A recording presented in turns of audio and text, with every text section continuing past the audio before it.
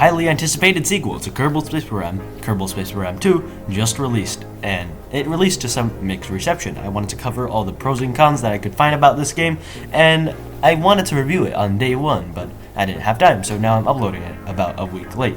Starting from this upload, I will try to be consistent and also start uploading some shorts and streams, although long-form videos will still be my primary focus. Let's start off with the cool new stuff in KSP2. The first thing I'm going to cover is the Training Center and the better onboarding and tutorials in general.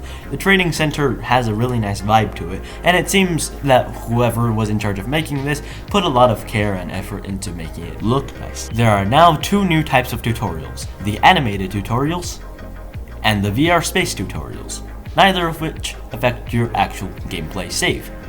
There will be many more tutorials at the full launch of the game when things like multiplayer and colonies are added. Next up, we have the new user interface and user experience.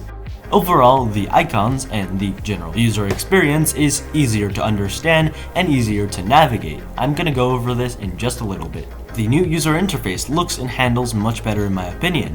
It provides a lot more information in a much cleaner way. Next up, we have the in-flight user interface. The new navball cluster provides a lot of function and information in a very compact space. The SAS control now has different modes depending on where you are. For example, on the planet it has up, down, north, south, prograde, retrograde, and its space it has the original controls. Underneath, it also has the stability toggle, the maneuver node targeting, the target, and the anti-target. The new time warp cluster can go up to 10 million times time warp. There's a little cluster down below where you can switch from the vessel to the map and to the tracking station. Loading times have also been vastly improved from KSP1 in general, even when playing on a laptop like me. The new app bar cluster has a toggleable resource display, parts manager, flight report, and a Kerbal action group and resource manager. The Go button is very visible in the bottom right corner, and when the countdown starts on the launch pad, it switches temporarily to a skip countdown button. The staging panel is very simple and easy to understand.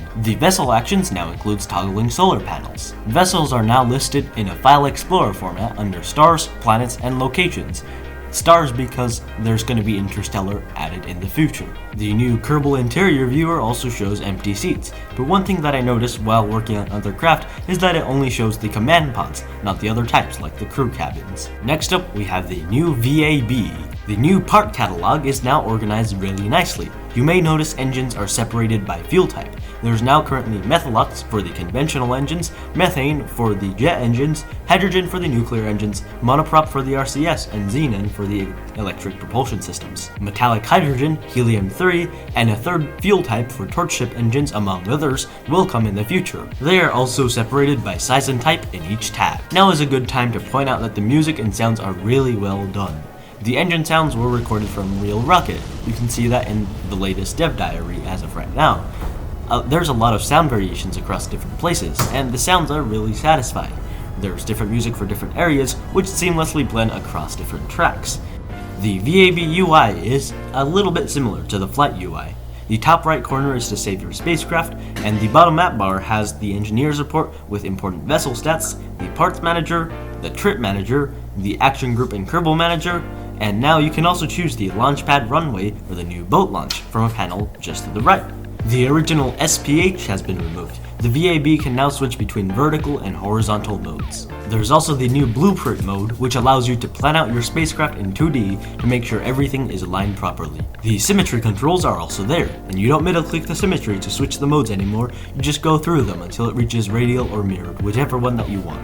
There's also the new part coloring palette, which allows for greater customization in the already expanded library of parts. Next up, we have the new Kerbal Space Center. There's now 4 launch pads and 2 very long runways, and also a boat launch. The reason why there's multiple of them is for when multiplayer comes online somewhere in the next year or so. There's even 4 landing pads for whenever you want to be like SpaceX and land your rockets after you're done with them. Next up, the entire Kerbaler system has been revamped with new graphics, and every planet looks so much better. There's tons of new sights to see. Even Dres, the forgettable little rock in KSP1, has now turned into something magnificent. It has an equatorial mountain range and a ring.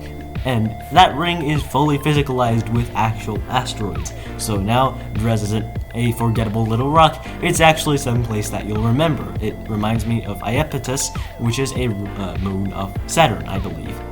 The new procedural wings make building planes a lot more intuitive for somebody who doesn't really know how to build planes, like me. The new and improved Kerbals bring more emotion to the magnificent failures and feats that you do in this game. There is now acceleration under time warp, which means that if you're doing a super efficient burn with an electric propulsion system, which takes super long, you won't have to go do your homework or go mow the lawn or something anymore. You can just time warp to the end of the burn, and that's a really welcome change because there's gonna be multi-year burns once Interstellar gets added. And now there's also a full pause system, which means that you can start doing stuff or like toggle stuff on and off or start engines or whatever while it's paused, and once you unpause, it's gonna actually go into action. Now we move on to the bad part. However, although there's a lot of bugs and a lot of issues with KSP2 at this stage of early access, the devs already have been taking in a lot of feedback. They've been looking at the community. All of the positive and negative feedback has been accounted for, and they are already working on bugs. If you go on SteamDB, you can see a lot of different branches, and the reason why they have so many different branches is because they're working on a lot of different bugs at the same time, and they're trying to fix as much of those bugs as possible and optimize the game as much as possible so that it's gonna be more playable. Because even if the game's content is super good, if it's unplayable, well, you can't really experience it, can you? The things that I'm about to cover are from my own experience and also from things that I've seen in other videos and in other reviews, etc. In my opinion, one of the biggest issues with KSP2 right now is the poor optimization and extreme system requirements. The devs say they are working on this, which I really appreciate, but a 3080 for recommended, that's kind of insane if you ask me. I hope that they are actually working on it, because a lot of the stuff in the game that's going to come in the future, such as multi-kilometer long interstellar craft and multiple star systems and massive colonies, those are going to require good performance, and they say that they want to make the game more accessible, which means that they are going to need to lower the system requirements so that people on lower end systems are able to experience the full game once it fully comes out. Now, I'm sure that this is a very important issue that the devs are actively working on, so I hope that I can see some improvement, or we can see some improvement, because we as the community are collectively not very happy about this. I hope that we can see some improvement in this in the coming weeks and coming months. Speaking of the coming months and coming weeks, patches will be in the weeks, not months. So we're gonna see more features in weeks, not months, and more bug fixes for sure. Nate has already laid out a list of bugs that his team is gonna be fixing in the next patch, and that's not even the complete list. That's just a list of some of the bigger bugs that he's already patched out with his team. So I'm feeling pretty optimistic about this, especially because they're taking their time to get it right. Here's a rapid fire list of a lot of the bugs that I've seen on the internet and experienced myself. First off, the KSC and other objects, such as Easter egg objects, spawn in on you at random with full collisions, which means that if you're flying around and the KSC spawns in on you, you can fly straight into the VAB, and it counts as it blowing up and actually crashing into the real VAB. Next up, rockets spontaneously disassemble at random times, and the joints are not reinforced properly, which means that they wiggle a lot more than they do in KSP1. Some have been reported to just completely blow up on the launch pad after EVAing or after loading a quick save. There's also not a full LOD system, so things with really large amounts of triangles have really large amounts of triangles even when you're zoomed out or really far away from it. EVA may sometimes crack in the Kerbal out of the star system. Rockets and planes spaghetti a ton without an excessive amount of struts. Wheels and landing gear sometimes don't work, and toggling landing gear sometimes makes the spacecraft blow up. Some parts are not available from the original KSP. The trip planner and trajectories are sometimes inaccurate. Re-entry effects and procedural radiators are still not added yet, but that's going to be coming very, very soon. The pause, unpause, and auto camera indicators floods the whole screen with its message when it's just supposed to pop up with one quick notification. That's just some of the bugs that I've seen and other people have seen. I'm sure that these will be fixed over time, hopefully, if the development team puts in enough effort. I hope that they can fix at least some of the more major ones.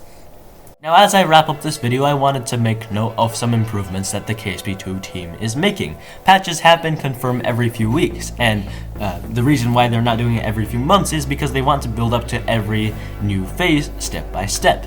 And with each patch, it's going to come with some new features, and most importantly, bug fixes. They want to get these bugs patched out correctly and fully, so they're taking their time to get it right. The first patches has been confirmed already by Nate Simpson to fix a good amount of bugs. The Steam DB branches, as I mentioned earlier, has multiple bugs being worked on at once, with different branches being tested at once. The team is listening, and they've been actively responding to our concerns, and I'm feeling pretty optimistic about the game because of that, and because of the really good communication that the team has been showing.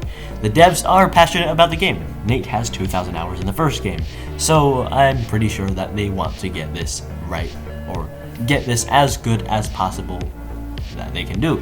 The game has no DRM, just like KSP1, which means that you can play it offline, which is an amazing thing for a lot of us. And there's also no de novo, like some other games, which makes it run better without any extra bloatware. KSP2 data mine, which I did myself along with some other community members, confirms some really fleshed out modding support being worked on by the team. It includes Lua and C# support among some other things. Now, I'm not a modder myself, but I think that this is looking very, very promising.